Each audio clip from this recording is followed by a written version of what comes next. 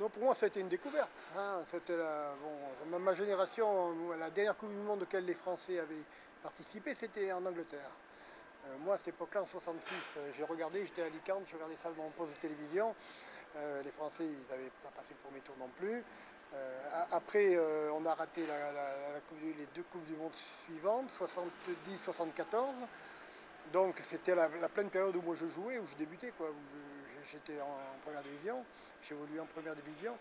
Et 78, on se qualifie contre la Bulgarie parce qu'on avait réussi à faire match nul au match aller. Hein. Là aussi, on s'était fait bien,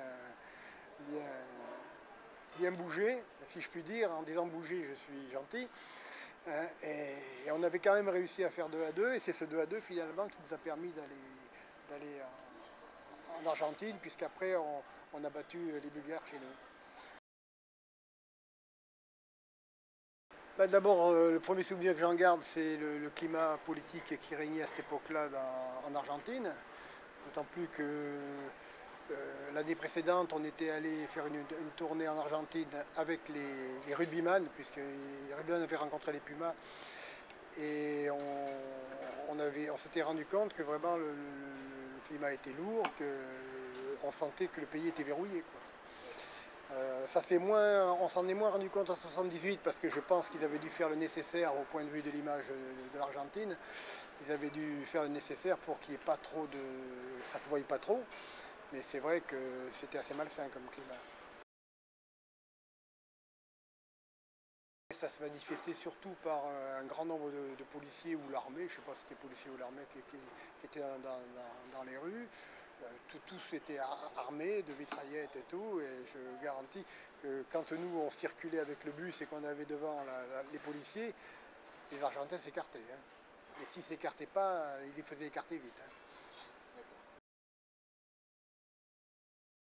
Moi je sais que j'ai un ami argentin qui était avec moi à l'OGC Nice, qui était venu me voir.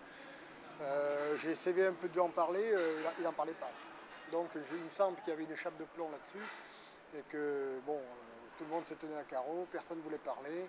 Et nous, on a évolué dans ce climat-là en faisant un peu comme si on voyait rien, quoi.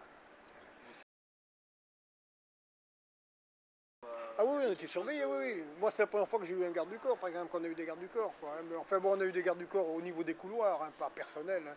Enfin bon, ça donnait pas envie de faire de Buenos Aires by night. On n'avait pas envie. Hein. Et franchement, de ce côté-là, t'es tranquille. Hein. Moi, je ne suis pratiquement pas sorti de cette enclave pendant toute la Coupe du Monde. Évidemment, on sortait pour faire les matchs, pour faire les entraînements. Et encore, on avait des terrains sur place pour faire les entraînements. On sortait juste que pour certains entraînements et les matchs. Quand on est rentré dans ce stade et qu'on a vu l'ambiance qu'il y avait, tous ces confettis qu'il y avait, on ne pouvait pas penser un seul instant que tout ce qui se passait à l'extérieur. Enfin, tout le monde avait occulté ça, quoi. De toute façon, une fois qu'on est sur la pelouse, on ne pense qu'au match, on ne peut pas penser à autre chose. C'est encore, on reste dans le vestiaire. Et non, franchement, je ne peux pas vous dire, mais c'est vrai que ça fait beaucoup. Ça fait beaucoup. En France aussi, on a vu des matchs comme ça se dérouler bizarrement à la fin, où il fallait faire des gros écarts de buts, et puis voilà. Mais est-ce que c'est possible? Est-ce qu'à ce moment-là, les Péruviens n'étaient pas motivés, les Argentins ultra motivés? Je ne sais pas. Mais c'est vrai que 6-0, ça fait lourd. Alors nous, au niveau c'est vrai qu'au niveau du boycott, on est boycotté. On ne peut pas boycotter une Coupe du Monde. Moi, on peut penser ce qu'on veut. Individuellement, on peut dire moi j'y vais pas. Bon, c'est courageux. Mais en fait, c'est quand même notre boulot. Et quand même, il y a un autre enjeu sportif, c'est notre boulot. Bon, c'est vrai qu'il y a eu des pressions sur nous, notamment de Simone Signoret à l'époque. On nous avait à chacun attribué le nom d'un Français qui était retenu dans des geôles de l'école mécanique à Buenos Aires. Et donc c'est vrai qu'on a eu de fortes pressions sur nous.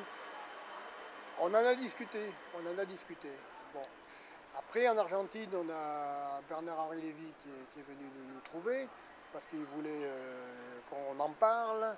Alors au début c'était toute l'équipe et puis finalement je crois qu'il y a eu un veto des dirigeants et entraîneurs et on s'est retrouvés à 3.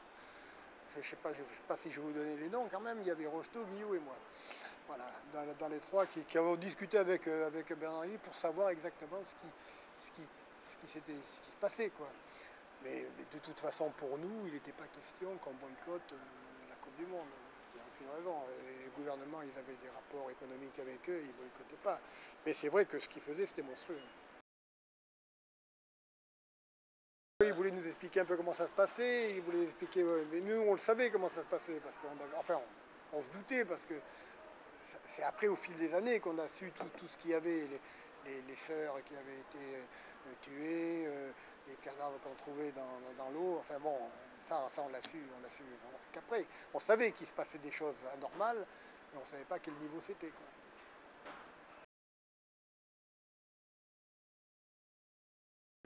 Moi, là, il y a deux trucs différents. En Russie, pourquoi pas? Pourquoi boycotter la Russie? Puisque de toute façon, on peut aller ailleurs, on va partout. Au Qatar, c'est pas pareil, je vais vous dire pourquoi c'est pas pareil. Parce qu'au Qatar, ils vont jouer l'été.